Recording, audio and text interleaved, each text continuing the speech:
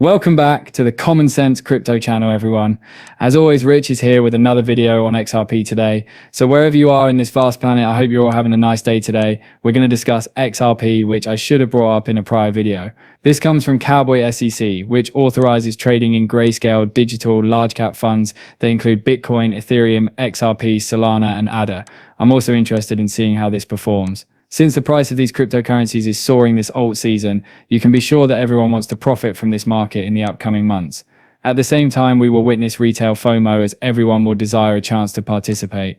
A supply shock for XRP is unavoidable according to experts. Don't sell your XRP ever. This is from Black Swan Capitalist. However, he just brings up JP Morgan in this passage. According to the JP Morgan branch manager he spoke with, the bank intends to provide lending and borrowing with digital assets as security. Remarkably, the bank's study included reference to Ethereum and Bitcoin, but said nothing about XRP. He considers it an intentional omission. Bitcoin, Ethereum, and other digital assets were mentioned in that report. The problem, he argued, is that the silence surrounding XRP says a lot. He thinks it will be too late for regular investors to profit. By the time major media outlets officially acknowledge institutional engagement with XRP, and I concur with that, I predict that XRP will be significantly higher than $100 by the time it is discussed in the mainstream media. They don't want you to invest in this cryptocurrency right now when it's only worth $3. When it's more than $100, they want people to feel FOMO. Additionally, all banks will become involved with XRP. Take a look at its intended use. Gary Gensler returned, but he was completely destroyed on CNBC. Listen to it. Many of the things you did are being undone by them. And what do you think of their current actions? I'm rather proud of what we've done. Additionally, the crypto community is thrilled that you are no longer there and that he is still there. In retrospect, do you believe that was the appropriate decision?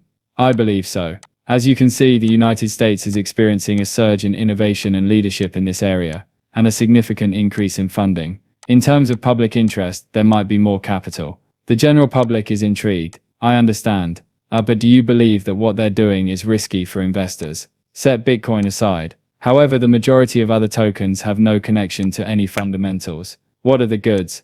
As Warren Buffett would say. What are the earnings? What do they sell? And so on. Furthermore, he continues to promote the notion that Bitcoin alone is not a security. He acts in that manner. He seems to have to smuggle Bitcoin into the discussion. Gary Gensler maintained an uneven playing field. A level playing field is now available to us, and he caused harm to the entire area in this way. Ondo is the source of this. Listen to this out. Do you think that because the market is clear, we will have a huge invention? Boom. Looking over one's shoulder is no longer necessary. Yes, without a doubt. For an institution, it's night and day at the moment. When a brilliant measure passes, everyone kind of thinks, wait a minute, this Congress can actually get stuff passed and digital assets are important enough to do it. From the standpoint of market structure and what drive fires may accomplish, I do believe that the Clarity Act may have a greater impact than the Genius Act. However, it is evident that this Congress has the power to enact legislation, and that the act prioritizes digital assets. In light of all of that, all of these strata are genuinely rushing to develop a digital asset strategy and begin putting it into practice, since cryptocurrency is also beginning to grow to a point where it is extremely difficult to ignore. Crypto is now too important to ignore. And regulatory certainty was what Gary withheld. They intended to stifle innovation so that the large banks could prosper. Thus, they didn't want to provide any clarification at all in this area. He and Elizabeth Warren, along with a few others in Washington, were employed by the large banks. We have the crypto crackdown for that reason. But pay attention, he said. TradFi is moving quickly to develop a plan for digital assets. These days, all of these organizations wish to work with digital assets, and Johnny Dean is the source of this. Many of our elected politicians are still owned by the banks, as seen by the Genius Act's ability to stop yield from going straight to the client from the issuer. Elizabeth Warren and Ed Markey, the two US senators from Massachusetts, are excellent examples. To make America the global center of cryptocurrency would be a betrayal if they were to pass such an amendment. So picture it this way, saying, hey, I want you to custody my digital assets and get me yield from those digital assets. You go to the bank. The bank then replies, okay, we'll take care of your digital assets, but we'll only give you 1% yield while the bank gets 3%, 4%, or 5%. And they wish to accomplish just that, due to their desire to maintain the bank's dominance. The difference between what has transpired over the past 50+ years and what is happening today is that something has changed and at last surfaced that is a major disruption to the banks. Crypto is exactly that. You can completely avoid the banks thanks to it. They want to include this in that brilliant bill, but it eliminates all the middlemen. Thus, yield on stable coins is not available to people. All of the yield would be collected by the banks. What causes XRP to reach $1,000? Eze eventually went into further detail regarding this. Here's how they believe it will get at their prediction. I believe the thesis you had cost $1,000. Was it predicated on a beginning shift in the Swift model, the expansion of the XRP ledger, the stablecoin's possible growth, or any combination of the three? Indeed, that's a fascinating subject, and many people requested a more thorough explanation, which I'm presently working on providing. However, I believe that it's a blend of all of them for the sake of this, at least on a high level. Swift is undoubtedly a significant component, but the use cases really drive a lot of it. That all of these amazing initiatives that are emerging and truly using the XRP ledger in many ways are something we are actually witnessing firsthand in real life. DeFi and finance are obviously very popular use cases, but as I mentioned earlier, billions and billions of dollars being sent from Americans to people in other countries for both charitable and business purposes, and all kinds of use cases.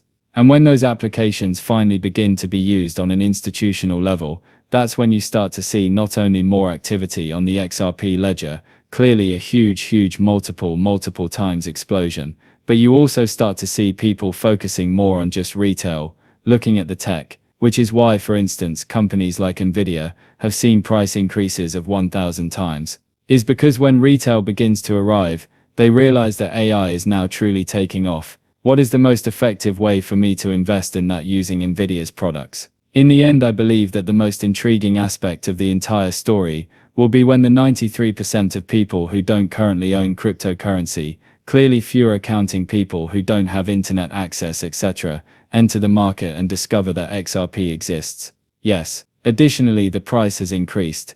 That's right, you did. Thus, he is discussing the proliferation of projects on the XRP ledger, together with a significant surge in institutional adoption and retail FOMO. That's the problem. To $1,000 worth of XRP, he's correct too. In other words, we are headed toward that event, and we'll probably get there with only institutional adoption, in my opinion. Swift's replacement by Ripple is but one aspect of the situation, and I believe we're looking at a healthy, respectable 3-digit plus for XRP, probably somewhere between $600 and $900, assuming Ripple were to take roughly 10% of Swift's revenue right out of the gate.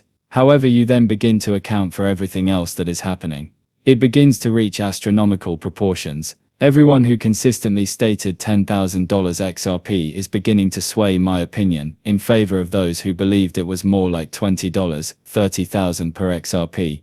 And at the moment it doesn't appear to be feasible.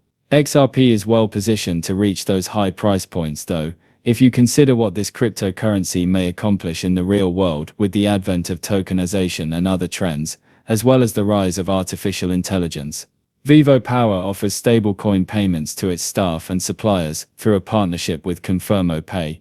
Vivo Power now, although their primary focus is on XRP, pay attention to what they have to say.